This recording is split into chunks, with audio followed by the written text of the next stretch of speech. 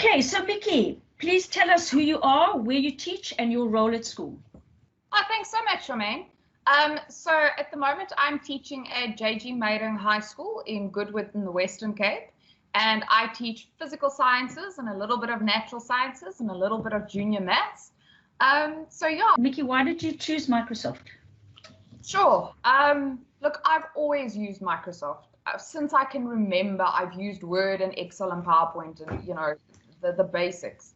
And I just think that Microsoft has such a huge variety of products and apps that you can use for so many different things. You know, a couple of examples, like, for example, the math function within Onenote. I know I'm a science teacher, but there are so many mathematical equations within physics.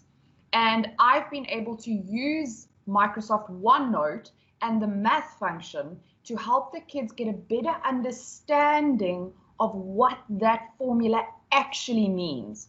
And obviously all your physical sciences learners have to have mathematics. And so that's helped them out tremendously within their mathematics, graphing functions, giving them a better idea of what a function means, how to interpret it. So like OneNote and the math function has been insanely amazing. And then something as simple as paint.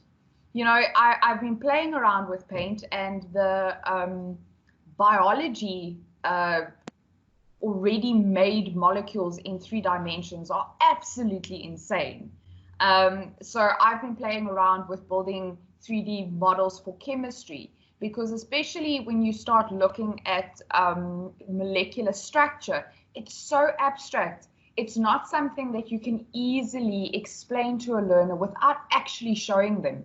And, you know, when you're normally in the class, that's fine because you build it. But now you're stuck in a situation where during lockdown, I couldn't physically interact with my learners. And a lot of the shops were closed, so I couldn't go and buy the things I needed to go and build my models. And so I ended up building them on paint. You know, and I can rotate them, and I can show the kids when I take one atom off, what does the shape look like. So I just absolutely love Microsoft, because not only do you have your basic functions, you have Word, I do not know of a teacher that does not use Word to set papers.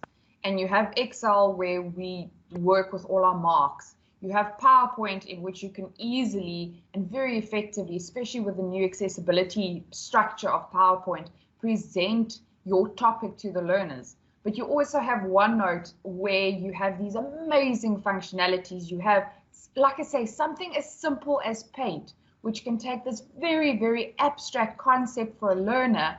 And I mean, I pop it into the class notebooks, and the learners can go and play with it.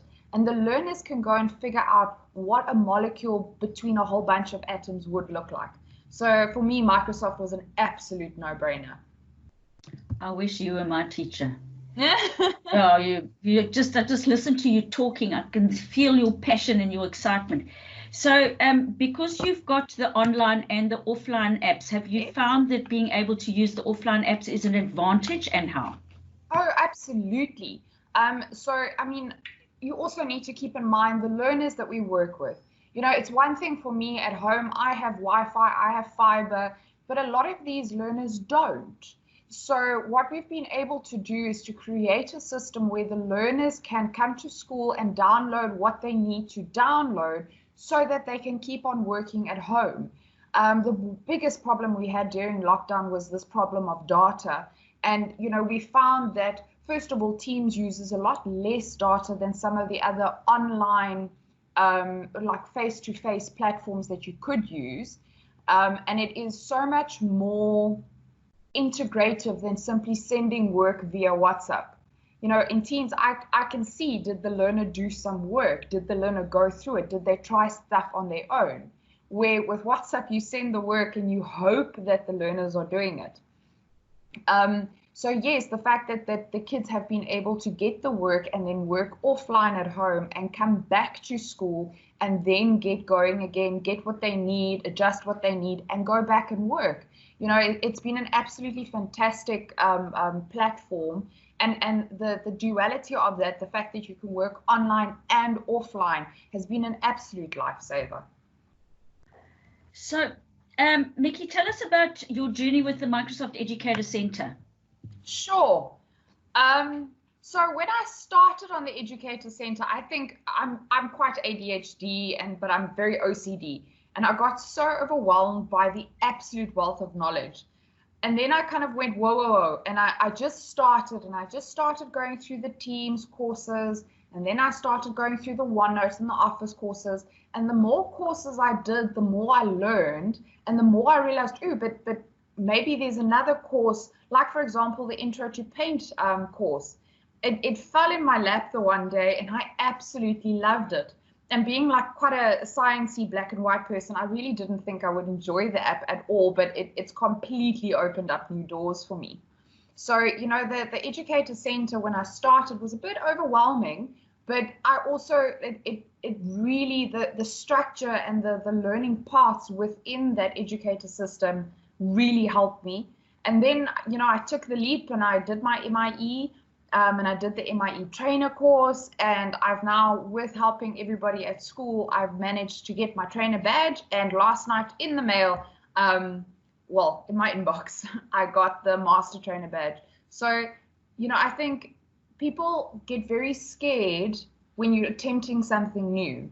But that's another reason why I absolutely love Microsoft, is for free. I mean, you don't have to pay to do the courses. For free, you can go online, you can type in, say you want to know more about OneNote, you can type in the OneNote in the search bar, and you can learn. And many of these are interactive. You know, the OneNote, they help you talk through and they help you figure things out. And that to me has been absolutely amazing. And I've also like sent all my teachers there, all my colleagues, and they're also loving it, you know, in sense of getting to know apps. Like a simple thing like the one teacher is doing her master's and she's got lots of interviews and she needs to now transcribe those interviews. And the one day she saw me using the dictation function because I was busy, but I needed to kind of make lists.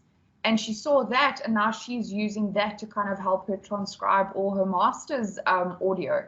So again, I just think that if you're willing to put in some effort, you're willing to just be a little bit uncomfortable with trying this new thing, that the Educator Center and the entire Microsoft system will really open doors for you. But again, you have to be willing to take that step.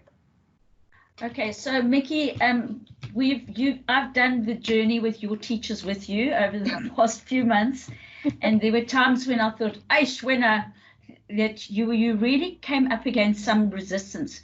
Please tell us about your journey, and you have overcome it. Yes. And I think you've done a stunning job. Just tell us about how you did that. Sure. So I think in the beginning, the issue was that we have amazing teachers and they're very experienced. And with that experience comes a certain level of knowing how you present content and kind of being comfortable with that. And to get teachers to be willing to try things online, I know was very scary for them. And, you know, something as simple as being able to find the download button for Teams, you know, for some teachers are absolutely daunting. And being a bit of a millennial, kind of growing up with technology and being willing to Google and try things, it was hard for me originally to understand why there was this much resistance. And the more I worked with the teachers, the more I realized, but oh, guys, I understand why you're struggling, because just something as simple as Googling how to download something was scary for them. I think sometimes they think they're going to download something and then everybody's going to have access to all their content and all their private things on their email and on their laptop. So what I did is I offered openly for the teachers to come sit with me. And if one person came, one person came. And if I had to spend 7 hours with that teacher, just helping them download Teams, install Teams, get them going, show them how to set up a Teams, and then let them kind of play with it, and then they'd come back. And the more teachers you reach that way, the easier it kind of becomes for everybody else to go, okay, help me with this. What about this? How could I do this better?